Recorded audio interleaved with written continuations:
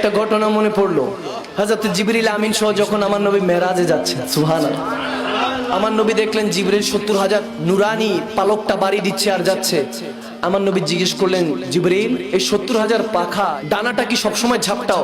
বলতেছি, ইয়া রাসূলুল্লাহ না, তবে 4 বার 70,000 বাড়ি দিছি। কয়বার? হাদিসে বুখারী, কোনো বানানো ঘটনা না, বুখারী শরীফের হাদিস। আমার নবী যখন জিজ্ঞেস করলেন 4 বার, প্রথমবার কখন বাড়ি দিছো?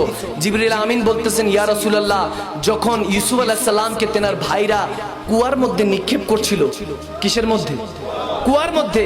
আল্লাহ ডাক দিল, জিবরিল, আমার ইউসুফকে তার ভাইরা কুয়ার মধ্যে নিক্ষেপ করছে, যাও তাকে বাঁচাও, নয়তোবা আমি সেই জাতি ধ্বংস করে দেব। যখন সেটা বললো, সাথে সাথে জিবরিল আমিন বললেন, আমি 70 পাখনা ডানা বাড়ি দিয়ে হযরত ইউসুফ আলাইহিস সালামকে ক্যাচ করলাম, ধরে ফেললাম। আমার নবী বলতেছে, মাশাআল্লাহ। এরপরে কখন বাড়ি দিয়েছো? বলতেছে, ইয়া রাসূলুল্লাহ, যখন ইব্রাহিম খলিলুল্লাহকে নমরুদ আগুনের মধ্যে নিক্ষেপ করছিল। আল্লাহ বললেন, যাও জিবরিল, আমার খলিলকে সেই বদবখত নমরুদ আগুনের মধ্যে ফেলছে, যাও জিজ্ঞেস করো আগুনটা গুলজার বানাবো কিনা, বাগান বানাবো কিনা। আমার ইব্রাহিম খলিলুল্লাহর উত্তর শুনেন, খলিলুল্লাহ বলছে, যিনি আগুনে নিক্ষেপ করছেন তিনিই বাঁচাবেন। সুবহানাল্লাহ বলো, তিনি বাঁচাবেন। জিবরিল বললেন, ওগো খলিলুল্লাহ, আগুনটাকে গুলজার বানিয়ে দিই। আল্লাহ বলেছেন, বলতেছে, না, আমার ভরসা আল্লাহ, আল্লাহই বাঁচাবেন। তখন সাথে সাথে আল্লাহর হুকুমে কুদরতে আগুনটা ফুলের বাগান বানিয়ে দিয়েছেন কে? চিল্লা বলো, কে? আমার নবী জিজ্ঞেস করলো, এর পরেরটা, তৃতীয় নাম্বারটা কি? জিবরিল বলতেছি, ইয়া রাসূলুল্লাহ, এর পরেরটা হলো হযরতে ইসমাইল যাবিউল্লাহর ক্ষেত্রে।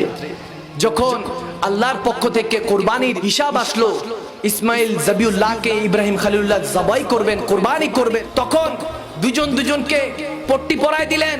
আল্লাহ তখনই সাথে সাথে খুশি হয়ে বলতেছেন, যাও জিবরিল, যাও ইসমাইলকে বাঁচাও, নয়তো আমার নাসলে মুহাম্মদ নষ্ট হয়ে যাচ্ছে। ইসমাইলকে বাঁচাও। ইসমাইলকে যদি না বাঁচাও, কে যদি ইসমাইল জবাহ হয়ে যায়, কোরবানি হয়ে যায়, তাহলে আমি প্রত্যেক বাবাকে ফরজ করে দিব তার সন্তানকে কোরবানি করার জন্য। সাথে সাথে জিবরিল আমিন জান্নাত থেকে 70,000 ডানা ঝাপটা দিয়ে ইসমাইল যাবিউল্লাহর জায়গায় একটা দুম্বা রেখে দিলেন। সুবহানাল্লাহ, আল্লাহু আকবার বলেন। এরপর আমার নবী জিজ্ঞেস করে, এর পরেরটা কিভাবে? বলতেছি, ইয়া রাসূলুল্লাহ, এর পরেরটা তো বড় মারাত্মক ছিল, ওটা আমি জিবরিল জীবনে ভুলবো না। আমার নবী বলে, কোন সময়?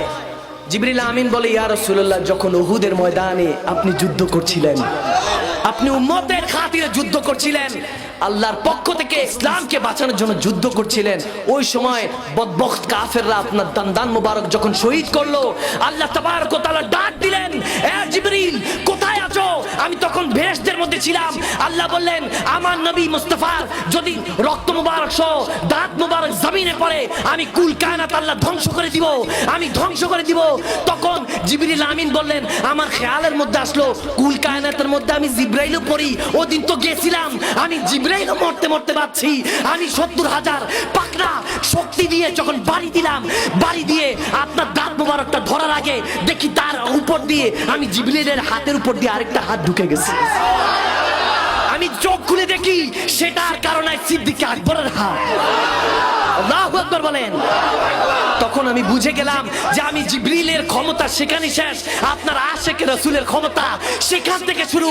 আমার মনে হয় সেদিন সিদ্দিক আকবর জালালে হালাতে বলেছিলেন, আব মেরি নিগাহোं में जचता नहीं कोई जैसे मेरे मुस्तफा है ऐसा नहीं कोई।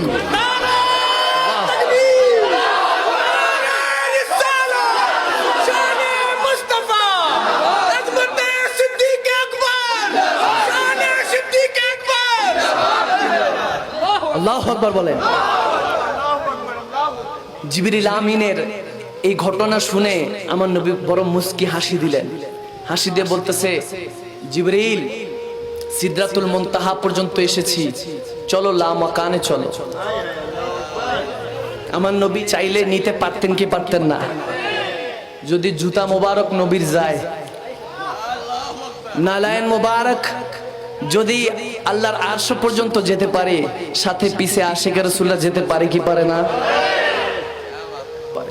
বান্দা কখন ডাকবে? আর সেই বান্দারা যখন তেনার মেহবুবের মেহফিল সাজিয়েছে, খুশিটা হয়েছেন কে? হযরত আমির খসরু रहमतुल्लाह अलैह একটা কালাম মনে পড়ছে, নামিদা নমছে মঞ্জিল বুদ সব যায় কে মন বুদম খুদা খুদ মীরে মজলিস বুদে अंदर ला मका खुसरू मोहम्मद शम्मे महफिल बुद सब जाए के मन बुदम। सुभान अल्लाह, मोहम्मद शम्मे महफिल বুদ সব যায় কে মন বুদম। আমির খসরু বলেন খোদা একটা লা মাকানে মেহফিল সাজায়, সবাইকে নিয়ে খেতাব করে, ওই মেহফিলের চেরাগ হয় আমার নবী মুহাম্মদ মুস্তাফা সাল্লাল্লাহু আলাইহি ওয়াসাল্লাম।